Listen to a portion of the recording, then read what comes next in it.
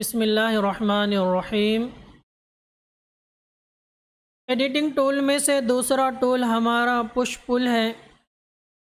इस टूल के हेल्प से हम किसी भी ऑब्जेक्ट को थिकनेस या हाइट देते हैं। इसी तरह उस ऑब्जेक्ट की हाइट को हमें कम करना है तो उसके लिए भी पुश पुल का हम इस्तेमाल करते हैं। इसी तरह हमें ओपनिंग क्रिएट करना है तो ओपनिंग क्रिएट करने के लिए भी हम पुश पुल टूल ही का इस्तेमाल करते हैं।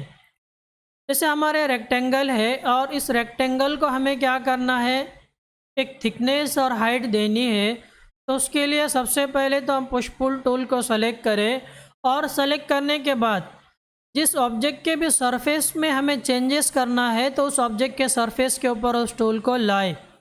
देखिए जैसे ही हम इस टूल को इस ऑब्जेक्ट के सरफेस के ऊपर ले जा रहे हैं तो उसके अंदर चेंजेस पैदा हो जा रहे हैं। तो चेंजेस का होना ये अलामत है कि ये इस सरफेस हमारा जो है तो अभी सेलेक्ट है। जैसे वो सरफेस सेलेक्ट हो जाए तो हम अपने माउस के ऊपर राइट क्लिक को दबाकर पकड़े और उस सरफेस को क्या करें, ड्रैग करें। ड्रैग करने के बाद जितनी भी हाइट हमें रिक्वायर है उस पॉइंट पे ले जाए और क्लिक को छोड़ दे तो उस ऑब्जेक्ट को एक थिकनेस और हाइट मिल जाती है। तो हम क्या करें, सबसे पहले तो सरफेस के ऊपर इस टूल को ले जाए और जैसे सरफेस जो है तो क्या हो चुके हैं, सेलेक्ट हो जाए तो सेलेक्ट होने के बाद अपने माउस के ऊपर दबाकर पकड़े राइट क्लिक को और ड्रैग करें तो सरफेस के अंदर क्या होंगे, चेंजेस होंगे। अब देखिए इस रेक्टेंगल के ऊपर जब हम इस पुश पुल टूल को ले जा रहे हैं तो उसका सरफेस सेलेक्ट हो रहा है, लेकिन एक दूसरा जो रेक्टेंगल है उसी के बाजू में है, जब हम उसके ऊपर इस टूल को ले जाते हैं तो इसके सरफेस के ऊपर कोई भी चेंजेस हमें नज़र नहीं आ रहे। उसकी क्या वजह है कि हमारा ये जो रेक्टेंगल है ये फ़िलहाल ग्रुप में नहीं है और ये वाला रेक्टेंगल ग्रुप में है। इससे क्या पता चला कि अगर हमें किसी भी सरफेस के ऊपर चेंजेस करना है पुश पुल टूल के ज़रिए से तो उसके वर्किंग के लिए उस ऑब्जेक्ट का ग्रुप में नहीं होना ज़रूरी है। अगर वो ग्रुप में होगा या इसी तरह कंपोनेंट में होगा तो उस ऑब्जेक्ट के सरफेस के ऊपर कोई भी चेंजेस नहीं होंगे। अब ग्रुप क्या है, कंपोनेंट क्या है, इसी तरह हम ग्रुप किस तरह क्रिएट करते हैं और कंपोनेंट किस तरह क्रिएट करते हैं, इनके दरमियान में क्या फ़र्क है, इसको हम नेक्स्ट लेक्चर में कवर करेंगे। हाँ, अगर हमें इस ग्रुप के अंदर कोई चेंजेस करना है तो उस ग्रुप के अंदर हमें एंटर करना होगा, उसी के बाद हम क्या कर सकते हैं, उसके ऊपर चेंजेस कर सकते हैं। तो पुश पुल टूल को सेलेक्ट करें और सेलेक्ट करने के बाद किसी भी ऑब्जेक्ट के सरफेस के ऊपर उस टूल को लाएं और सिंपल ड्रैग करें तो उस ऑब्जेक्ट को एक थिकनेस और हाइट मिल जाती है। अगर हमें फिक्स थिकनेस या हाइट रखनी है तो उसके लिए हम डायमेंशन का इस्तेमाल करेंगे। जैसे हमें 10 फीट रखना है तो 10 फीट और इंटर, 15 फीट और इंटर। एक दफ़ा डायमेंशन भी चेक कर ले आप, देखिए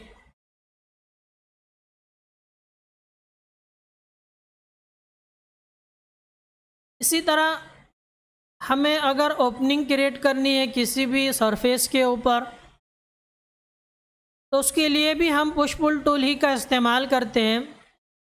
सबसे पहले तो हम एक वॉल बनाते हैं, उस वॉल की लेंथ हम रखेंगे 15 फीट और विड्थ 9 इंच।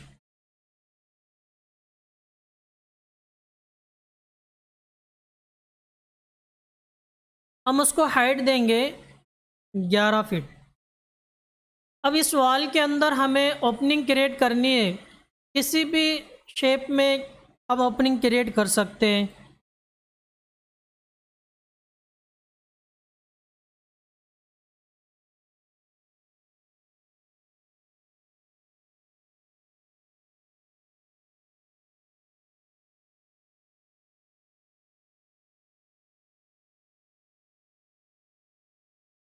अब ओपनिंग क्रिएट करने के लिए सबसे पहले तो पुश पुल टूल को सेलेक्ट करें और सेलेक्ट करने के बाद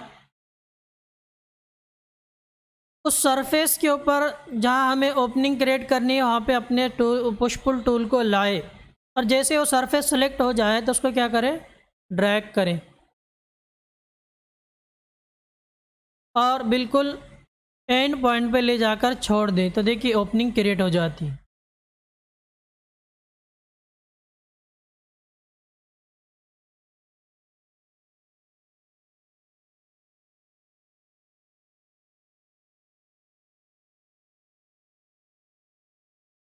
तो देखिए हमारे वॉल के ऊपर मुख्तलिफ़ किस्म की ओपनिंग हमने क्रिएट किए।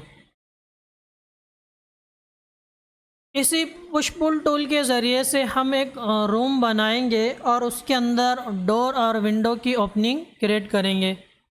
उसके लिए रेक्टेंगल टूल को सेलेक्ट करें और रूम की साइज़ हम रखते हैं 15 फीट बाय 10 फीट।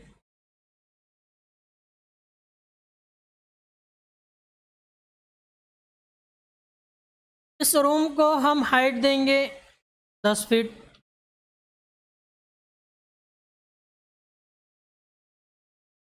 अब हम उसकी वॉल क्रिएट करते हैं।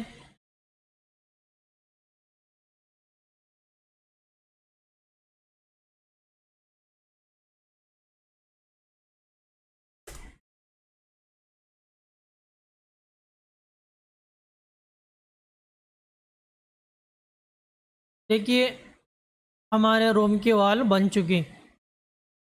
अब हमने वॉल की जो थिकनेस रखी हुई और 9 इंच की है, तो टेप टूल के हेल्प से हम पहले क्या करेंगे, यहाँ से 9 इंच की एक लाइन बनाएंगे। उसके बाद डोर की विड्थ हम रखेंगे 3 फीट, हाइट 7 फीट। अब डोर की फ्रेम की हमें ओपनिंग करना है, तो उसके लिए हम क्या करेंगे, इस सरफेस के ऊपर ये जो हमारी डोर की साइज़ है उसके ऊपर एक रेक्टेंगल बनाएंगे। रेक्टेंगल टूल को सेलेक्ट करें और रेक्टेंगल क्रिएट करें। उसके बाद पुश पुल टूल को सेलेक्ट करें और सरफेस को सेलेक्ट करने के बाद ड्रैग करें और एंड पॉइंट पे ले जाकर बिल्कुल छोड़ दें। तो देखिए हमारे सामने डोर की ओपनिंग बन चुकी। इसी तरह विंडो के लिए हम सील हाइट रखेंगे 3 फीट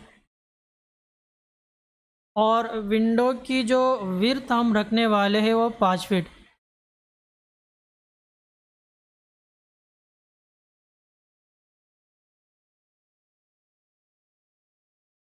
उसके बाद एक रेक्टेंगल बनाएंगे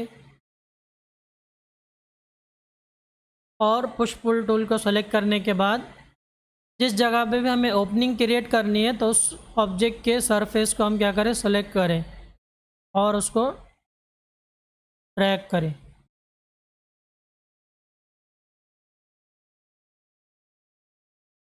तो देखिए ये जो हमारा रूम था, इस रूम के अंदर हमने डोर और विंडो की ओपनिंग बना दी।